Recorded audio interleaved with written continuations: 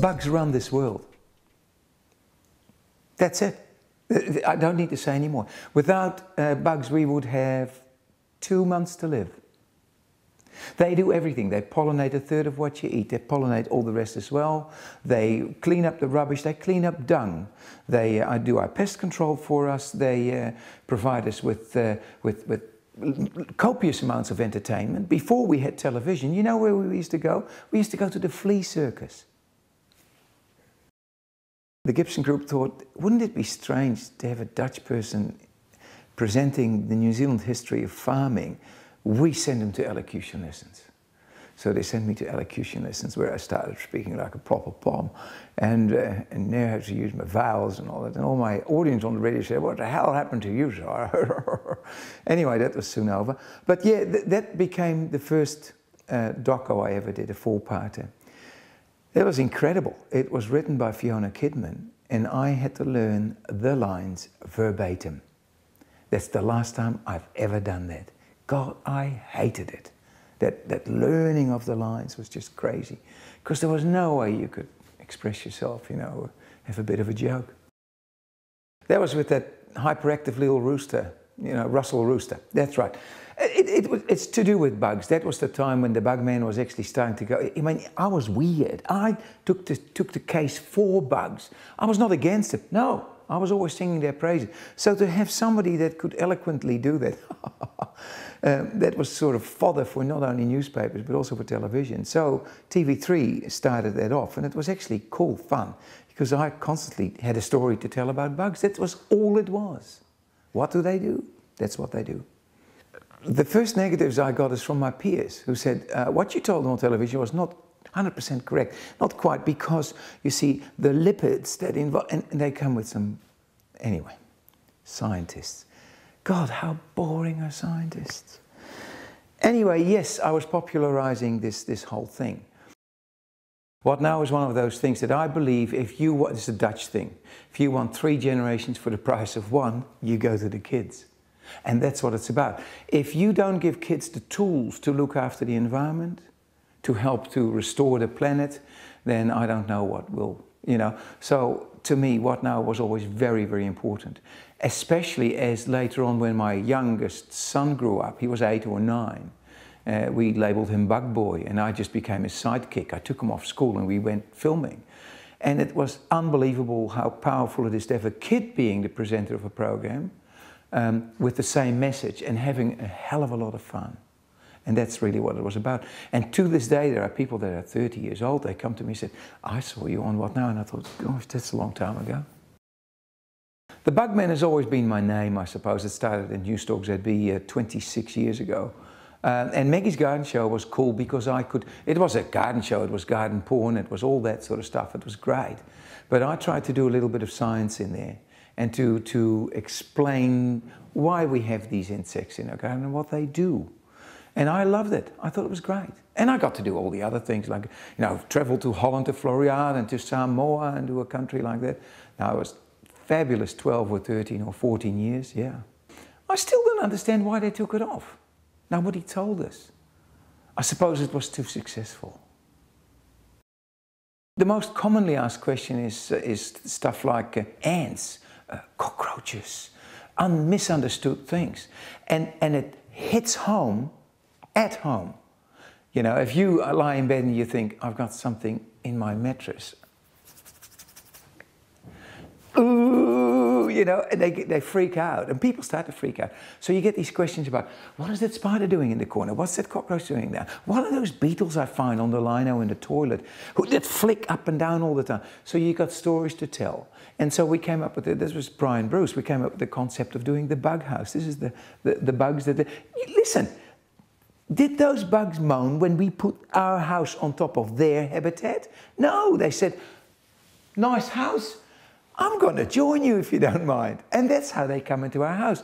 If you explain that, people understand why they're there and that you can sometimes just ignore them and leave them. They're okay. Entomology is not something that you can, especially the science of entomology, is not something that you can take off the shelf. You need actually an entomologist to be able to write the script. Now, none of the producers or directors are entomologists, so yeah, it was me. And it was just we always collaborated on how to tell the story. And I was always lucky to be surrounded by very intelligent and very creative people that could take my science and said, this is how we're going to do it. Key person, Peter Hayden. It has always been something that we were going to do. We worked together on all sorts of little bits and pieces in the past, long time ago. And Peter and I said, wouldn't it be cool if we could do something about bugs on Animal Planet? Because Animal Planet did only big things, the cuddly stuff, the dogs and the, you know, the wild game and all that. And we said, now let's do something with bugs. And we pitched it and they said yes. And we thought, ooh, this is good. I was going to have a bee beard. A beard with 60,000 bees on my face. And it wasn't just ordinary bees, they were killer bees. And they also told me en passant, oh, by the way, you'll be the first one in the world who've ever done that with killer bees. And oh, by the way, and 500 stings will kill you. And when one bee stings, they all sting. And that's when I said, I'm not going to do that. I'm not going to do that. And I said to Julie before I left, I'm not going to do this in Tucson, Arizona. And it's ridiculous, it's crazy. Do you think I'm mad? And there I met the guy who was going to do the thing with me, the professor. And he and I had a beer. He was an entomologist, I'm an entomologist. We told stories. He told me what he had in mind. And I said, actually, that makes sense. You know what? Let's do it. And we did. I was pooing myself that morning. 7 pounds of bees. You couldn't blink because the moment you blink, your eyelids crease, you trap the leg of one bee, which will immediately sting. You have your nostrils like this, you breathe in through clenched teeth, it's 42 degrees, and you can't move for 2 hours. That was tense in my mind. It scarred me for life. I love that, man, but afterwards. I got seriously trained by my mind as what to say, what not to say, how to behave, what to, not to do this, not to do that, and all that sort of nonsense. But in the end, it is the story again. So when you talk to somebody like Jay Leno, pretty intelligent bloke, he's great. Actually, he's bold as brass. He grabbed the biggest tarantula and walked away with it. And I said, no, no, no. And he went to show the audience that tarantula. If that tarantula would have taken one step and splattered on his program, it would have been, and he had no idea. So I tried to just be myself. And I remember very clearly sitting next to Paul Giamatti on one of my first shows. And I had this massive scorpion, which I just learned how to handle, grabbed it by the tail. And I needed my hands free. So I said to Paul, hang on to this. And he wouldn't have a bite of it. So I put this, I put the scorpion in his lap, right on his crutch. And Paul, of course, being an entertainer, goes like that. And he made it come alive. It was wonderful. And so we did all that sort of strange stuff that you see on the programs with Letterman and all this.